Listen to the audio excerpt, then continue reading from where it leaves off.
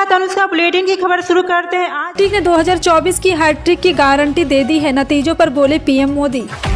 लाडली बहनों ने बीजेपी को दिलाई अद्भुत जीत, शिवराज सिंह चौहान। पीएम मोदी ने आंध्र के सीएम से की बात, मिचोंग चक्रवात पर दिया मदद का भरोसा। एमपी विधानसभा चुनाव में नीतीश की पार्टी का नहीं खुला खाता, जेडीयू की जमानत जब्त। विचारधारा की लड़ाई जारी रहेगी, 4 राज्यों के चुनावी नतीजों पर राहुल गांधी।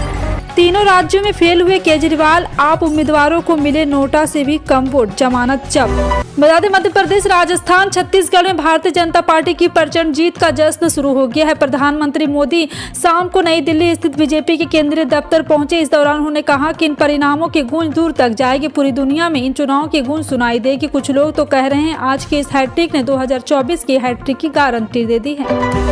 शिवराज सिंह चौहान ने कहा, लाडली बहनों ने बीजेपी को अद्भुत जीत दिलाई है। सीएम शिवराज ने कहा, लाडली बहना योजना महिला सशक्तिकरण का हिस्सा है। वहीं उन्होंने सीएम पद को लेकर पूछे गए सवाल पर कहा है कि ये कोई सवाल नहीं। वहीं शिवराज सिंह चौहान ने कहा है कि पीएम मोदी पर देश को भरोसा है। बता दें, बीजेपी एमपी में भारी बहुमत से जीत हासिल कर रही है।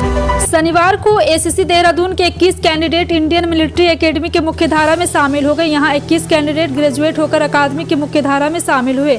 आईएम के चैटवुड सभागार में एससी के 122वें दीक्षांत समारोह में 21 कैंडिडेट को जवाहरलाल नेहरू विश्वविद्यालय की डिग्री दी गई, जिसके बाद से ये कैंडिडेट भारतीय सेना में अब सेवा देंगे।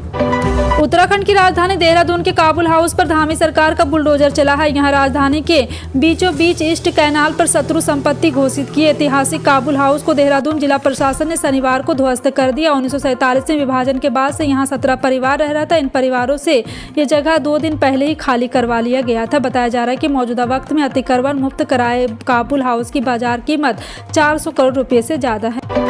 प्रधानमंत्री नरेंद्र मोदी ने मिचोंग चक्रवात के खतरे को देखते हुए आंध्र प्रदेश के मुख्यमंत्री वाईएस जगन मोहन रेड्डी से बात की। इस बातचीत के दौरान प्रधानमंत्री मोदी ने आंध्र प्रदेश की सरकार को हालात से निपटने के लिए एक बार फिर से उन्हें राहत की सांस लेने के लिए प्रधानमंत्री मोदी ने इस सिलसिले में संबंधित सभी प्रमुख अधिकारी को हर मुमकिन मदद सुनिश्चित करने का भी निर्देश दिया। 5 राज्यों में हुए विधानसभा चुनाव में से 4 राज्यों का मतगणना हो रहा है। रुझानों में बीजेपी 3 से 1 की बढ़त लेती नजर आ रही है।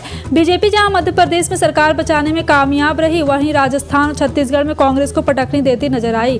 कांग्रेस तेलंगाना में आगे, यहां पर राहुल गांधी की पार्टी केसीआर पार्टी वीआरएस पर लगातार बढ़त बनाया हुआ था, और जबकि बीजेपी यहां पर महज 7 सीट पर जीत पाई। चुनावी नतीजों ने एक बात तो साफ कर दिया है कि देश में मोदी का मैजिक अभी जिंदा है। पीएम के चेहरे पर मध्य प्रदेश, राजस्थान, छत्तीसगढ़ में बीजेपी ने प्रचंड जीत दर्ज की। ऐसे में कहीं न कहीं कांग्रेस के लिए आत्ममंथन करने का समय है। लेकिन आने वाले आम चुनाव को देखते हुए भी कहीं न कहीं इंडिया गठबंधन पर भी सवाल उठने लगे। हालांकि वरिष्ठ नेता शरद पवार ने इस बात का खंडन किया है। बीजेपी की जीत को मोदी मैजिक और मोदी की गारंटी का नाम दे रही। कहा जा रहा है कि आने वाले लोकसभा चुनाव में भी यह मैजिक चलेगा और इंडिया गठबंधन पर इसका सीधा प्रभाव पड़ेगा। तेलंगाना में पहली बार कांग्रेस सरकार बनाने के लिए तैयार है। तेलंगाना में कांग्रेस के लिए ये सफलता किसी जादू से कम नहीं है। तेलंगाना में कांग्रेस के लिए जादू करने वाला शख्स कोई और नहीं बल्कि प्रदेश अध्यक्ष रेवंत रेड्डी है। रेवंत रेड्डी केसीआर के खिलाफ चुनाव में ताल ठोक रहे हैं। इससे पहले कांग्रेस को तेलंगाना में साल 2014 में 19 और 2019 में 21 सीटें मिली थी। कांग्रेस के लिए ये जीत बहुत ही मायने रखती, इसलिए नहीं कि उसने एक और राज्य में बीजेपी को हराई या फिर उसे एक और राज्य में सत्ता मिलने जा रही। कांग्रेस के लिए सफलता इसलिए महत्वपूर्ण है क्योंकि उसने तेलंगाना में एक रीजनल पार्टी को हराकर सत्ता हासिल की। संसद के शीतकालीन सत्र के पहले दिन सोमवार को तृणमूल कांग्रेस सांसद महुआ मोइत्रा के निष्कासन की सिफारिश करने वाली लोकसभा आचार समिति की रिपोर्ट निचले सदन में पेश की जाएगी। इस घटनाक्रम में शीतकालीन सत्र की हंगामेदार शुरुआत के लिए मंच तैयार होने की संभावना है। शनिवार 2 दिसंबर को सरकार द्वारा बुलाई गई सर्वदलीय बैठक के दौरान तृणमूल कांग्रेस के नेता सुदीप बंदोपाध्याय, डेरेक ओब्रायन ने हाउसर से प्रेस होने से पहले मीडिया में एथिक्स पैनल की रिपोर्ट के लीक होने पर अपनी चिंता व्यक्त की। 5 राज्यों में विधान